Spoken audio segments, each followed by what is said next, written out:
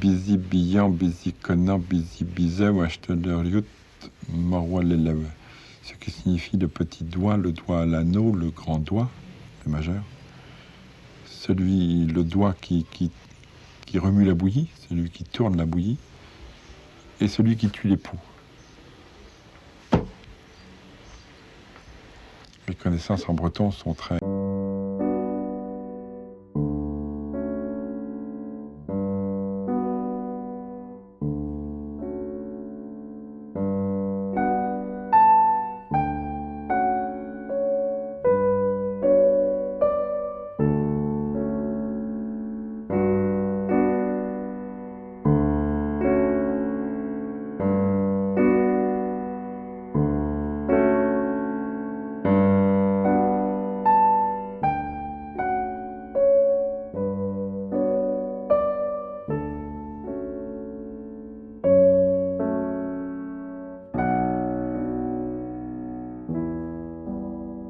Pour recevoir dans mon bureau, vous voyez que c'est une jolie pièce, mais que j'ai su l'encombrer.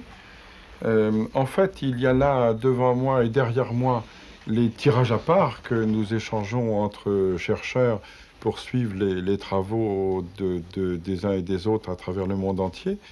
Et puis il y a les archives classiques de tout le courrier qui est répondu ou qui ne le sera jamais.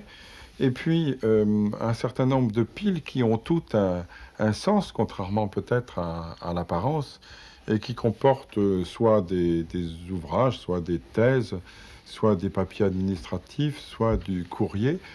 Dans l'ordre chronologique, je suis entré dans la vie professionnelle en 1956. Je suis entré comme chercheur au Centre national de la recherche scientifique.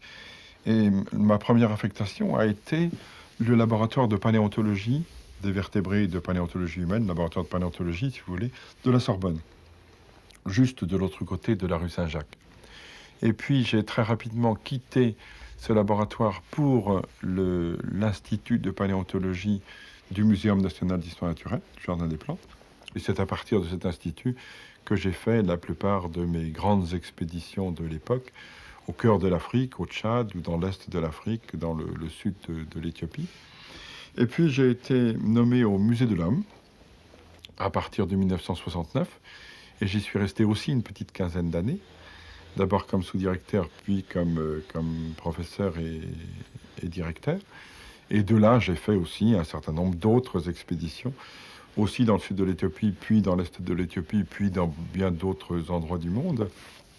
Et c'est du Musée de l'Homme que j'ai été appelé ici, que je me suis présenté et que j'ai été royalement reçu par les collègues composant ce collège en 1983. Le Collège de France est une curieuse institution, tout à fait unique au monde.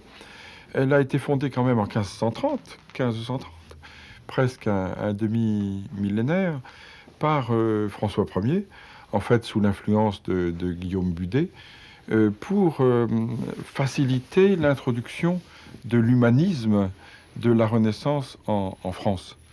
L'université était un petit peu figée dans ses principes anciens et n'était pas ouverte à ces idées nouvelles. Et il a fallu donc la création de lecteurs royaux, qui ont fini par constituer le Collège royal de France, pour que un certain nombre d'enseignements puissent être ainsi proposés à qui voulait venir les entendre. Et finalement, c'est toujours le principe du Collège de France de faire un enseignement selon notre tradition du meilleur niveau possible, en tout cas du meilleur niveau que l'on peut se permettre d'atteindre, dans un langage accessible pour quiconque veut venir à ces cours. C'est un repère solide à chaque fois. Bonjour. Bonjour. Bonjour, professeur. Alors, je dois vous raconter qu'il a fallu que je dépose le sujet du séminaire et du cours de l'année prochaine, et de manière très peu Collège de France, le séminaire, je l'ai appelé « Dans le dedans des os, dans le dedans des dents ». Ce qui veut dire que j'aurai des choses à vous demander. Une chaire être titulaire d'une chaire. Au Collège de France, ça signifie honorer cette chaire par des cours et des séminaires, et éventuellement des séminaires. Pour un scientifique que je pense être, il est donc tout à fait normal d'avoir une équipe, d'avoir des collaborateurs, d'avoir un travail en collaboration et de former des jeunes gens, encore une fois, soi-même et puis ses collaborateurs les plus seniors. Pour ce qui concerne le temps, mon temps de travail, en général, hein, pas seulement au collège, mais en général, je le diviserai volontiers en 3 tiers. Un tiers de recherche, disons que c'est un petit tiers, mais j'essaye de maintenir un tiers de recherche véritablement sur la matière osseuse ou dentaire, en l'occurrence, la matière paléontologique, paléoanthropologique ou préhistorique. Et puis un tiers d'enseignement. Alors l'enseignement pour moi c'est très large. L'enseignement c'est l'enseignement au collège, mais ce sont aussi des conférences, c'est aussi de vous rencontrer, c'est aussi de faire des expositions, parce qu'après tout on enseigne aussi à plein de niveaux. Et troisièmement, il n'y a pas d'ordre hiérarchique, mais troisièmement, bien entendu, comme conséquence de ce que je racontais tout à l'heure, la direction ou le débat de recherche, c'est-à-dire la rencontre avec ces jeunes gens qui se plaignent naturellement de ne pas me voir ou de ne pas se voir suffisamment, mais parfois les séminaires donnent l'occasion de se rencontrer.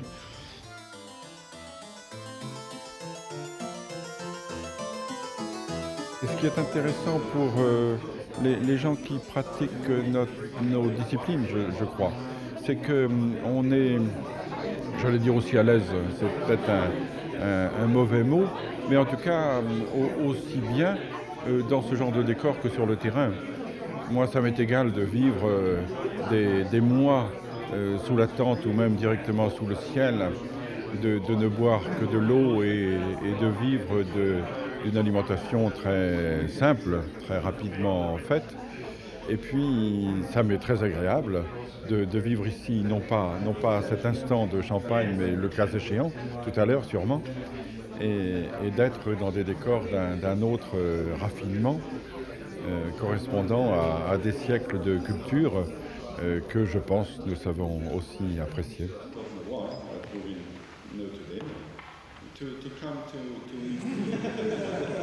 L'humour a probablement été pour moi, à une certaine époque, une défense contre une certaine timidité. Lorsque vous êtes un peu timide, lorsque vous affrontez un public, en leur jetant une histoire, vous les ralliez à vous, en quelque sorte. Et je crois que le premier homme a dû avoir, au moment où il a eu conscience, au moment où il a su qu'il savait, il a dû se poser la question de son origine et de sa destinée et de ce qu'il faisait sur la Terre, et aussi, d'une certaine façon, se poser la question d'un premier éclat de rire, d'un premier humour.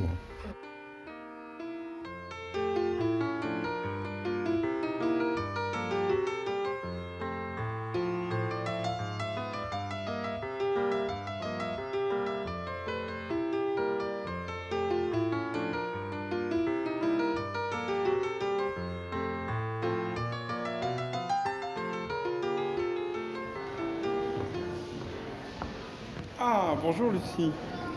Lucie est ce petit squelette de préhumain de 3 millions d'années, toujours vedette, parce que finalement c'est le moins incomplet que l'on ait découvert, et qui nous a appris que ces gens-là, qui nous précèdent, qui sont nos ancêtres, sont à la fois debout, marchent sur leurs deux pattes de derrière comme vous et moi, et continuent à grimper aux arbres. Et il se trouve que ce petit personnage a été découvert par une expédition que j'ai eu la chance de co-diriger avec 2 collègues et amis, l'un français, l'autre américain. Lucie est extrêmement publique. Il se trouve que son personnage est devenu vite très, très populaire, et qu'il a été associé à ma personne, ce qui me réjouit. Mais tout de même, il ne faut pas oublier que avant que je sois au Musée de l'Homme, puis pendant mon séjour au Musée de l'Homme, j'avais trouvé deux hommes fossiles nouveaux, qui ont des nouveaux noms, l'un au Tchad, puis l'autre dans le sud de l'Éthiopie, avant Lucie. Et puis j'ai participé à la description d'un autre homme fossile encore, ça fait 4 au total, trouvé au Tchad récemment par un collègue. Alors tous ces êtres-là s'inscrivent dans cette longue histoire de l'homme, dans cette nuit des temps, qui plonge bien sûr dans le monde animal et qui va se développer de manière indépendante jusqu'à nous au travers de 2 grandes étapes. Une première étape préhumaine, qui est celle des Australopithèques, celle de Lucie, et puis une étape humaine avec les premiers hommes vers 3 millions d'années et leur déploiement à travers la Terre entière dès 2,5 millions d'années pour l'ancien monde et peut-être une centaine de milliers d'années pour le nouveau monde. Lorsqu'on a un plus gros cerveau, on a une réflexion meilleure, même si on n'a pas encore la conscience.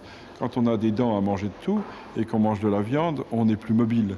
Parce que le gibier, il ne vient pas à vous, il faut lui courir après. Et donc, avec un petit peu plus de curiosité de ce côté-là et un peu plus de mobilité de ce côté-ci, eh bien, l'homme, au lieu de rester comme ses prédécesseurs, les préhumains, dans cette Afrique orientale, il va bouger. Il va bouger et il va commencer sa conquête du monde qui, en ce moment, se transforme en conquête de l'univers.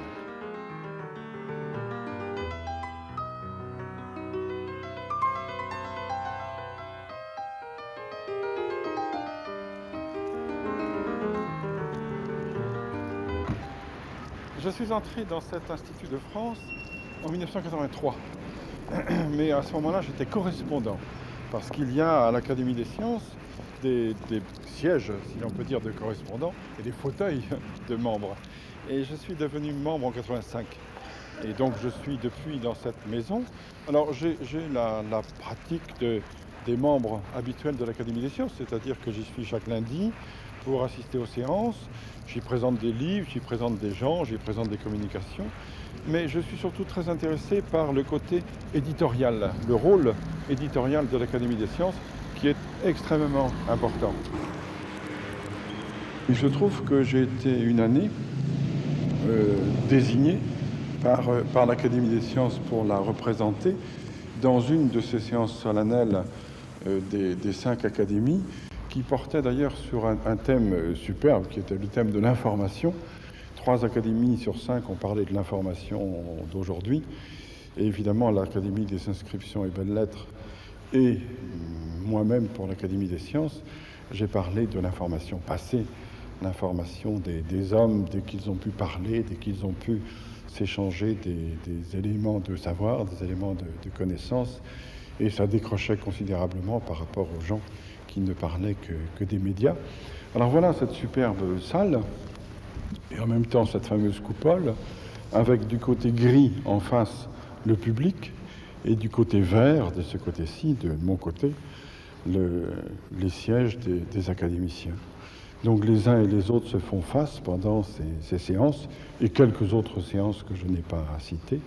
Et c'est un lieu tout à fait intéressant, tout à fait agréable, avec cette coupole ovale exceptionnelle par rapport aux coupoles habituelles qui sont évidemment circulaires ou semi-cylindriques.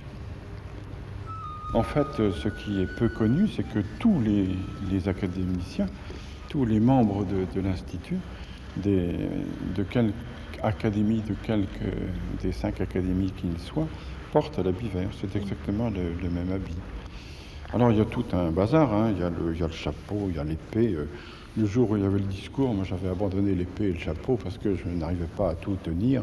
Et l'important c'était quand même d'avoir le papier pour pouvoir m'exprimer. Autrement il fallait que j'improvise, ce qui peut toujours se faire, mais moins bien.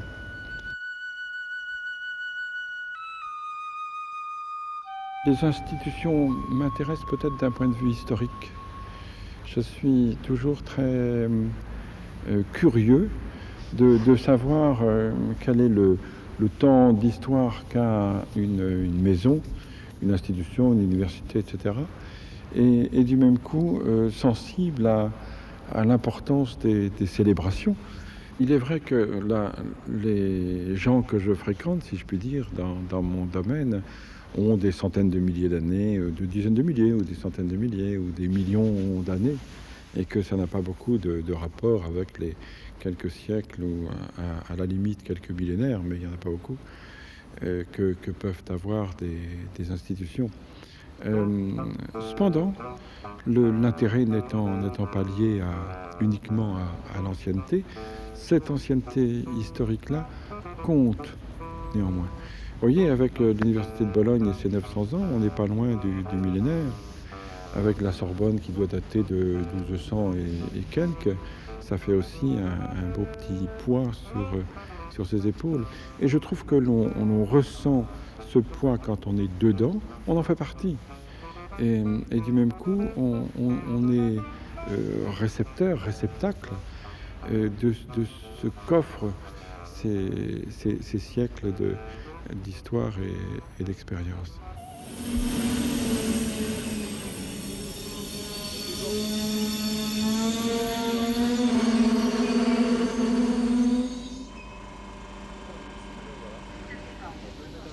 Alors cette fois-ci, je m'en vais en Bretagne. Et je m'en vais en Bretagne, d'abord pour le plaisir de revoir la Bretagne, qui est un pays superbe et qui se trouve être le pays où j'ai vu le jour. En tout cas, c'est ce qu'on m'a dit. Et où j'ai passé beaucoup d'années de jeunesse. Et puis je vais en Bretagne aussi, dans une petite ville qui s'appelle Malétroit. Et cette petite ville, figurez-vous, a un collège public. Et ce collège public a eu l'idée étrange, mais bien agréable aussi, de prendre mon nom. Donc chaque année, de manière fidèle, je m'efforce de me rendre juste avant les vacances, voir ces quelques centaines de petits filleuls pour les saluer, leur parler un petit peu de préhistoire et bavarder pour le plaisir. Et c'est un grand bonheur de faire ce voyage toujours court, mais toujours très, très plaisant.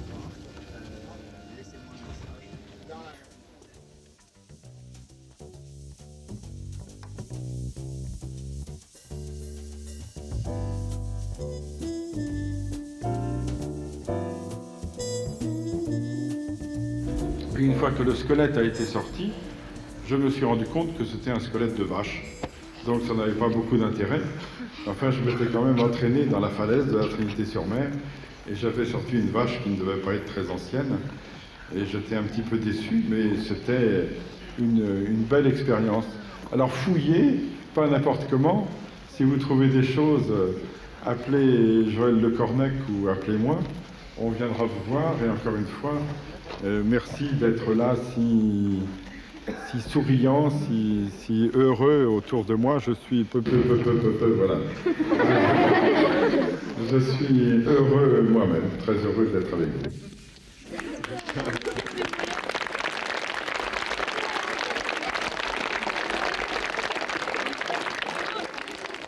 Quel squelette avez-vous découvert récemment? Récemment, j'ai travaillé surtout sur des restes qui ont été trouvés dans le centre de l'Afrique, dans un pays qu'on appelle le Tchad. Et j'ai travaillé sur ces restes qui ont été trouvés par un ami, parce que j'ai découvert les gisements, les sites dans lesquels on a trouvé ces restes, il y a longtemps, en 1960. En 1960, je suis parti pour la première fois en Afrique centrale. Et à cette époque-là, les Africains avec qui je travaillais m'appelaient Ariel. Et Ariel en arabe, ça veut dire gazelle. Alors j'étais très ennuyé parce que je ne pensais pas ressembler à une gazelle, donc ça voulait dire autre chose. Et quand je me suis renseigné, ça voulait dire que comme je fouillais torse nu, donc je fouillais, j'étais courbé, j'étais tout bronzé dans le dos, et j'étais tout blanc sur la poitrine. Et Ariel, la gazelle, elle est toute brune sur le dos et toute blanche sur le ventre. Voilà. Alors maintenant, on va écrire sur ton collège Ariel. D'accord ? je me souviens fort bien de mon enfance au collège. C'était au collège de Vannes, pendant un grand bout en tout cas de mon secondaire. Et j'en garde un souvenir de travail, parce que j'ai toujours, enfin je sais bien que d'habitude ça ne se dit pas, mais j'étais très travailleur. Et en plus j'avais vraiment envie d'être le premier, alors je bossais beaucoup.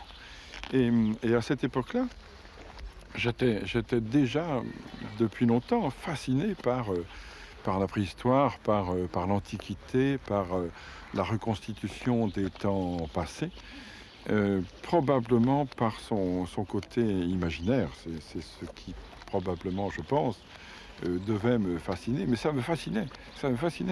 C'était une passion, et j'y passais véritablement beaucoup de mon temps.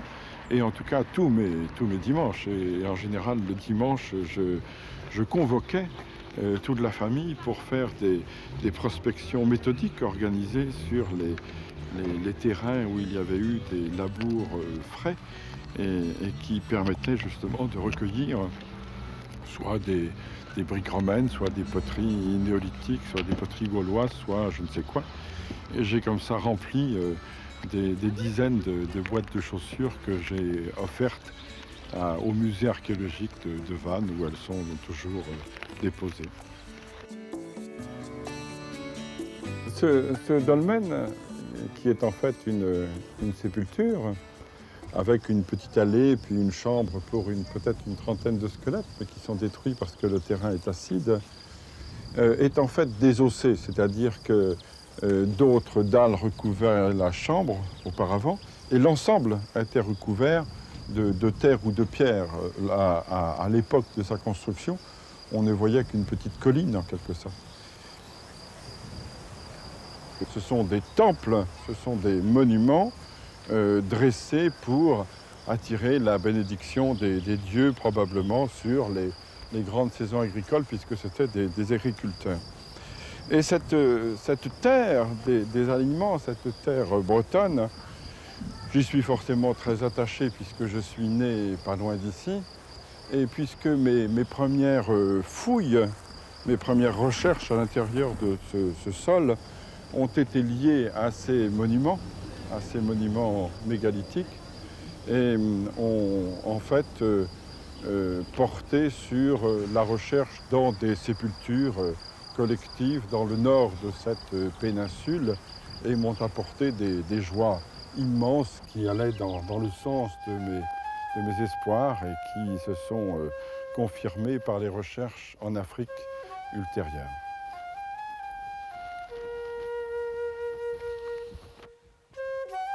Et moi, je dirais que si j'ai apporté quelque chose dans ma discipline, c'est sûrement, en dehors des pièces nouvelles, c'est sûrement la mise en évidence du lien, qui paraît évident aujourd'hui, mais qui ne l'était pas quand je l'ai fait, entre l'évolution du climat et l'évolution des hominidés, des hommes. C'est-à-dire qu'au même titre que le climat a changé les plantes et les animaux, puisque ces plantes et ces animaux ont dû s'adapter à ces changements environnementaux, et bien de la même manière, les hominidés ont changé, et c'est peut-être une des raisons importantes de l'apparition de l'homme. C'est quand même pas rien. Par ailleurs, j'ai tenté, dans la mesure du possible, de faire connaître cette discipline qu'est la préhistoire, ou que sont la préhistoire et la paléontologie.